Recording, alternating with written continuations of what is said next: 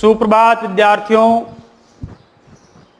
Mother Teresa Nobel academy उच्च माध्यमिक विद्यालय रामनगर बाड़मेर की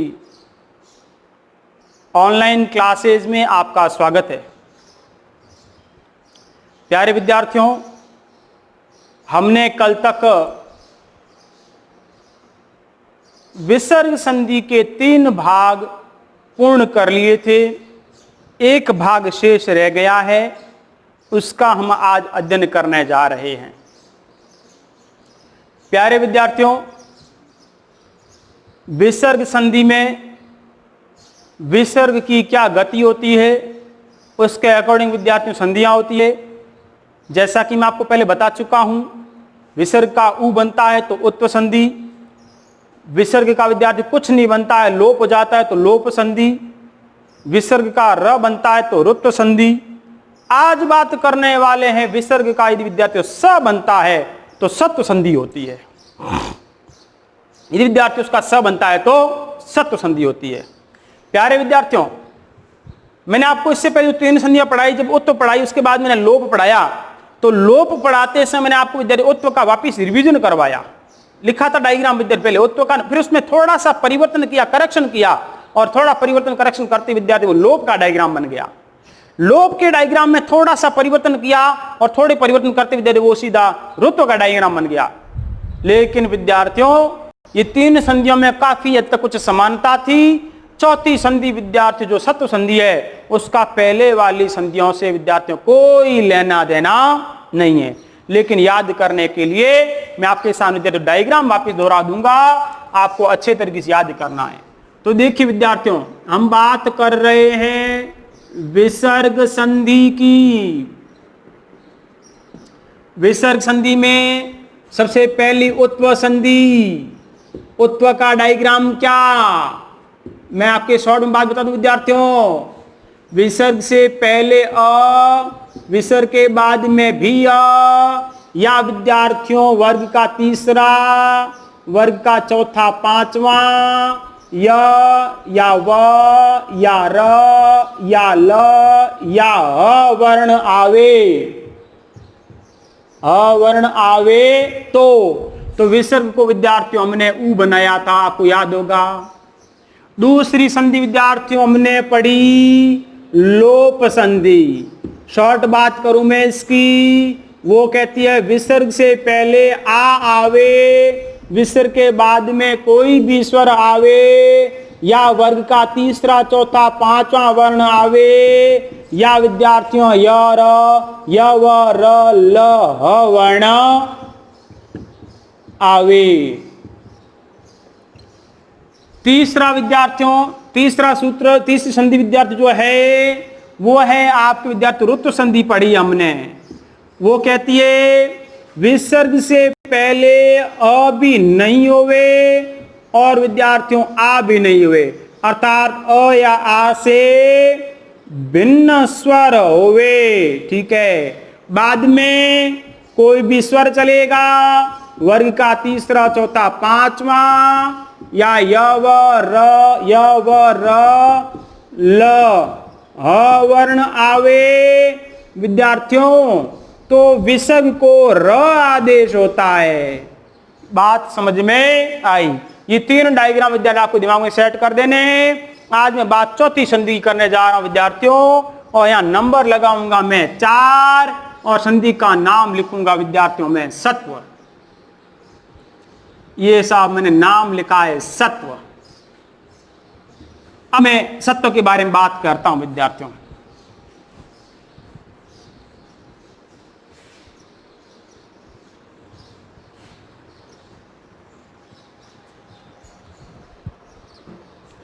प्यारे विद्यार्थियों, यदि सत्व की बात की जाए तो विद्यार्थियों सत्व में 2 सूत्र है। एक है विसर्जन्यस्य स, और दूसरा विद्यार्थी जो सूत्र है वो है वाशरी।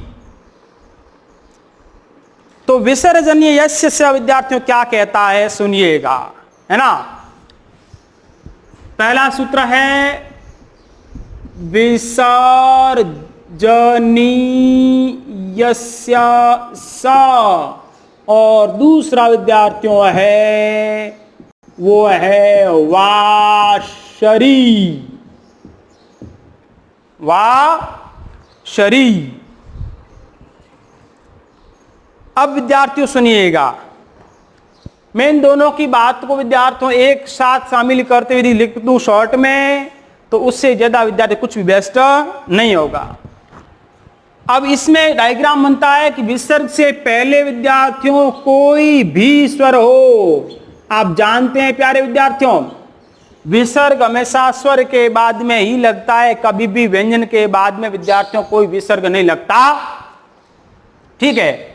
और अब यहां विसर्ग के बाद की बात की जा रही विद्यार्थियों, तो विसर्ग के बाद की बात करें विद्यार्थियों तो सारे के सारे स्वर जो है वो आपकी 3 संधियों में प्रयुक्त हो चुके हैं।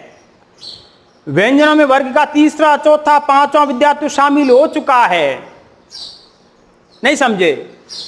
यर लव विद्यार्थियों शामिल हो चुके हैं। यर लव।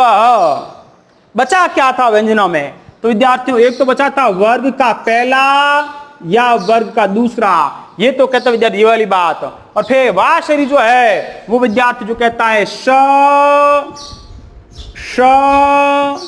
या स वर्ण आवे तो विसर्ग को स आदेश होता है। तो विसर्ग को स आदेश होता है। क्या बात मेरी समझ पाए? शॉर्ट एंड स्वीट विद्यार्थी, इसका डायग्राम ये याद रखना है, विसर्ग से पहले कोई स्वर आओ विद्यार्थी, कोई पाबंदी नहीं है, 13 में से कोई स्वर हो सकता है, लेकिन विसर्ग के बाद में विद्यार्थी वर्ग का पहला या वर्ग का दूसरा वर्ण ही होना अति आवश्यक है। अब वर्ग का विद्यार्थी पहला वर्ण कौन सा होता है? पहला होता है क, च, ट, त, प। और वर्ग का दूसरा होता है ख, फ, छ, ठ, थ, है ना। तो विद्यार्थियों ख, छ, ठ, त, प और क, च, ट, त, प 10 वर्ण ये हो गए और 3 वर्ण ये हो गए। कुल 13 वर्णों में से विद्यार्थी कोई वर्ण होना चाहिए। यहां कुल कितने वर्ण होंगे? ये विद्यार्थी कुल विद्यार्थी जो है वो 13 वर्ण है। इन 13 वर्णों में से कोई वर्ण आता है तो विसर्ग विद्यार्थी आपको स आदेश करना है। अब इसकी डेफिनेशन क्या बनेगी? दोनों की डेफिनेशन साथ में जमा के लिख लेता हूं, लिखूंगा। अर्थात यदि विसर्ग के बाद, देखो विसर्ग के पहले की मैं कंडीशन नहीं लिख रहा हूं कि विसर्ग से पहले ये आवे, कोई कंडीशन नहीं है। विसर्ग से पहले कोई भी विद्यार्थी स्वर हो सकता है, इसलिए विसर्ग के बाद की बात कर रहा हूं मैं। यदि विसर्ग के बाद वर्ग का तीसरा, वर्ग का पहला, तीसरा आदत पड़ गई उसमें लिखने की, 3 बार लिख दिया हमने। वर्ग का पहला या वर्ग का दूसरा बोले तो विद्यार्थी क्या होता है? तो होता है क, च, ट, त, प, ये हो गए पहले। फिर आएगा छ, ख लिखूंगा पहले, ख, छ, ठ, थ, फ। और या विद्यार्थी ये 3 वर्ण स्पष्ट आपके सामने पड़े, शर प्रत्याहार में देखिए आते हैं, श श श र। तो 3 विद्यार्थी श श स र, ये श या श या स, है ना। और मैं कोष्टक कर दूं बंद। मैं जो कोष्टक यहां बंद करने के बजाय यहां बंद कर दे बेटर रहेगा शायद। तो मैं ये दूसरे वर्ण यहां लिखूं, मैंने पहले दूसरे के लिए बनाया कोष्टक, और यहां लिखूं मैं विद्यार्थियों श, ये श, ये स। वर्ण आवे तो विसर्ग को स आदेश होता है। अब स बनने के बाद में अगली कंडीशन विद्यार्थी, विसर्ग संधि का खेल खत्म हो जाएगा जब विसर्ग का स बन गया। विसर्ग को मारने का काम करना, विसर्ग संधि का काम इतना ही विद्यार्थियों। लेकिन अब आगे की नई कंडीशन बन जाएगी। अब ये डायग्राम नीचे जल्दी आ गया, मैं थोड़ा डायग्राम नीचे लिख दूंगा और एक दो बात मुझे और लिखनी है, मैं वापिस लिख रहा हूं डायग्राम को, फिर रफ करा ऊपर वाले को मैं। स्वर, स्वर के बाद में वर्ग का पहला या दूसरा या श या श या स, यानी कुल ये कितने वर्ण? 13 वर्ण है ना। आवे तो विसर्ग को स आदेश होता है। ये तो बात यहां तक होगी विद्यार्थियों। अब ये इस डेफिनेशन को आगे बढ़ा रहा हूं, अगली कंडीशन क्या बनेगी। अब स बनने के बाद विद्यार्थियों इसके सामने क्या क्या आ सकता है, और स के बाद च छ और विद्यार्थियों श वर्ण आवे तो स को श वर्ण आदेश होता है, एवं स के बाद ट या ठ या श वर्ण आवे तो स को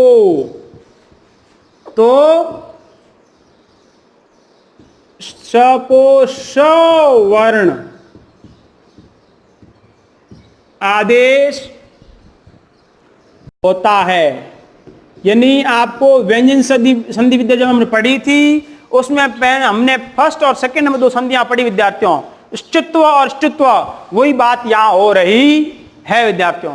यानी स के बाद में च छ श में से आता है तो बनेगा क्या? श शंकर वाला, जिसे विद्यार्थियों तालव्य कहते विद्यार्थियों, इचुविशान तालव्य, तो ये वर्ण बनता है विद्यार्थियों। और यदि स के बाद में ट ठ श यानी मूर्धन्य श विद्यार्थी आ जाता है तो इस स अंत्य को विद्यार्थी जो मूर्धन्य श में कन्वर्ट कर दिया जाता है। और इसके अलावा विद्यार्थी कुल 13 में से कितने चले गए? 3 और 3 6 चले गए, पीछे बच कितने गए विद्यार्थियों, है ना। तो 7 वर्ण, 7 में कौन कौन से? 2 तो ये क ख, 2 ये त थ, 4 2 ये प फ, 6 और एक विद्यार्थी स स्वयं।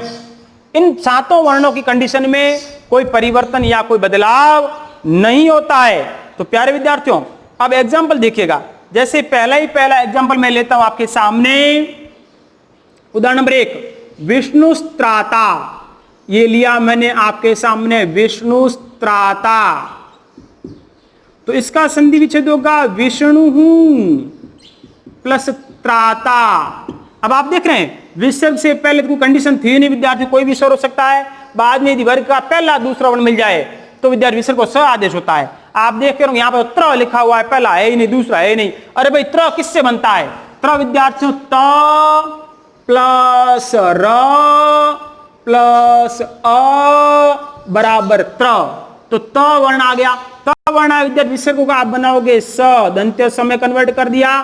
अब क्या कंडीशन बन गई? विष्णु प्लस त्राता, विष्णु प्लस त्राता। अब स और त्र बोले तो त आमने सामने विद्यार्थियों, यानी हमने कहा तो स के बाद च छ श आवे तो परिवर्तन होगा, स के बाद विद्यार्थियों ट ठ श आवे तो परिवर्तन होगा, अदरवाइज कोई परिवर्तन होने वाला नहीं है। तो सीधा जोड़ देंगे विद्यार्थी विष्णु, और ये हो गया विष्णु स्त्राता विद्यार्थियों, है ना। एग्जाम्पल नंबर 2, दूसरा एग्जाम्पल देखिएगा, वह है उदाहरण रामश्च। तो संधि विच्छेद होगा राम प्लस च। अब विसर्ग से पहले कोई कंडीशन नहीं विद्यार्थी, विसर्ग के बाद में आपको वर्ग का पहला है दूसरा वर्ण मिल जाए तो पहला च मिल गया, च मिल के बाकी आपको आऊं देखना नहीं, ताऊ सीधा इसका बना दीजिएगा स, दंत्य बनाया, ये हो गया राम, इधर हो गया च, यानी अब पूर्व पद बन गया रामस और च। अब स के साथ में विद्यार्थी आपके जो मेल हो रहा वो रहा च छ श में से, अर्थात इस दंत्य श को विद्यार्थी तालव्य में कन्वर्ट करना पड़ेगा। इधर हो गया राम, इधर हो गया च, अब जोड़ेंगे तो पद बन जाएगा विद्यार्थियों रामश्च। अगला देखिए उदाहरण नंबर 3, धनुष टंकार, धनुष टंकार। तो धनु हूं प्लस टंकार। अब आप देख रहे हैं प्रथम पद के अंत में विसर्ग से पहले कोई कंडीशनों को फर्क नहीं पड़ने वाला है। जब विसर्ग के बाद में आपको वर्ग का पहला वर्ण पड़ा तो आगे वाला देखने की जरूरत नहीं विद्यार्थियों। विसर्ग का बना देंगे आप, दंत्य स बनाया आपने। अब इधर रह गया धनु, तो पद बन गया धनुष। इधर बन गया विद्यार्थी आपके टंकार। अब ष्टुत्व संधि वाले विद्यार्थियों जो कंडीशन मैच खाती है, ष्टुत्व वाली, मैंने आपको दो संधियां बताई विद्यार्थियों। एक बताई थी आपको मैंने ष्टुत्व, ये लागू कहां पर हुई, अभी उसमें विद्यार्थी रामष्टा में, और दूसरी विद्यार्थी ने आपसे पढ़ाई थी ष्टुत्व, और ये लागू कहां हो रही है, इस सूत्र विद्यार्थी के इस उदाहरण में। तो अब यहाँ ट वर्ग का वर्ण आ गया, अर्थात इसको आपको मूर्धन्य ष में कन्वर्ट करना पड़ेगा। ये हो गया धनुष और ये हो गया विद्यार्थियों टंकार। अब जोड़ेंगे तो द नु श आधा और ये टंकार, पद बन गया धनुष टंकार।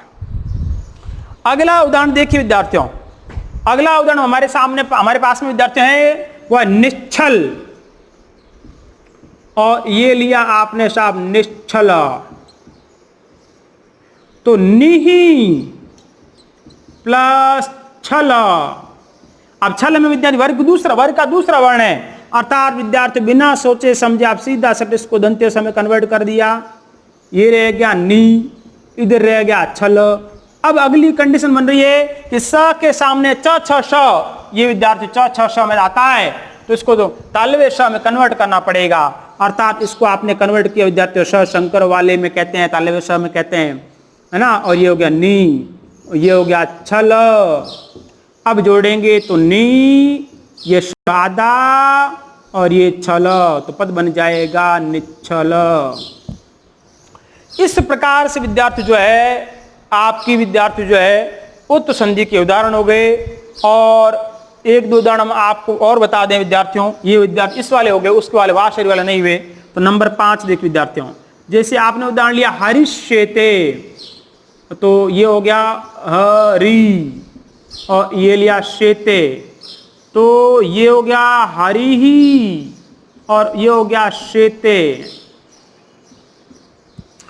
अब आप ये देख रहे हैं वर्ग का पहला दूसरा वर्ण नहीं है, इन सब में वर्ग का पहला दूसरा वर्ण, इसमें वर्ग का पहला, इसमें वर्ग का दूसरा, इसमें वर्ग का विद्यार्थियों पहला, इसमें भी वर्ग का पहला। इसमें विद्यार्थियों ना वर्ग का पहला है ना दूसरा है, तो शर प्रत्यार का वर्ण आ रहा है, श वर्ण आ रहा है। तो विद्यार्थियों इस विसर्ग को आप एक बात बना दीजिएगा स दंत्य, अब रह जाएगा ये हरि, इधर रह जाएगा शेते, और दंत्य स के साथ में जब विद्यार्थी तालव्य श का मेल होता है, इसके साथ में आप देख रहे हैं विद्यार्थियों ये वाला है ना, स के साथ में श, यानी ये वाले संधि लागू विद्यार्थित्व संधि, तो निश्चित इसको जो है हम कन्वर्ट कर देंगे विद्यार्थियों श शंकर वाले में। इधर हो जाएगा हरि, इधर हो जाएगा शेते, और अब जोड़ेंगे तो पद बन जाएगा हरिष्येते। उदाहरण एक और देख लीजिए विद्यार्थियों, उदाहरण नंबर 6, और वो क्या है, वो है विद्यार्थियों निसंदेह। ये हो गया आपके नी, और ये संदेह, तो निहि प्लस संदेह। अब आप देख रहे हैं या विद्यार्थियों विसर्ग के बाद में शर प्रत्यार का स वर्ण आ गया, इसलिए विद्यार्थियों जो है आप इसका कर देंगे स, ये रह गया नी, इधर रह गया संदेह। अब स के साथ में स का मेल होने पर कोई विद्या परिवर्तन होने वाला नहीं है, अर्थात इस स को आप जोड़ देंगे सीधे विद्यार्थी, कुछ परिवर्तन करने की आवश्यकता नहीं है। तो पद बनेगा नी स आधा फिर संदेह। इसी के साथ विद्यार्थियों इस व्यंजन, इस विसर्ग संधि के सत्व संधि के भाग के साथ में आपकी विद्यार्थियों सभी संधियां पूर्ण हो जाती है। अब विद्यार्थियों संधि का कोई टॉपिक बाकी नहीं रहा है। तो प्यारे विद्यार्थियों, जो पढ़ाया आपने इसका आपको घर पे बैठे लाभ लेना है, वीडियोस देखने हैं, ये पढ़ना है। संधि विद्यार्थियों आपको मैंने कहा था बोर्ड परीक्षा में 4 नंबर की है, या घर बैठ के इसका अध्ययन करते हैं तो विद्यार्थी इसमें आप पूर्ण पारंगत हो सकते हैं। तो प्यारे विद्यार्थियों, आज की मुलाकात ही समाप्त होती है। अगले दिन फिर से विद्यार्थी एक नया टॉपिक लेके हाजिर होंगे। तब तक के लिए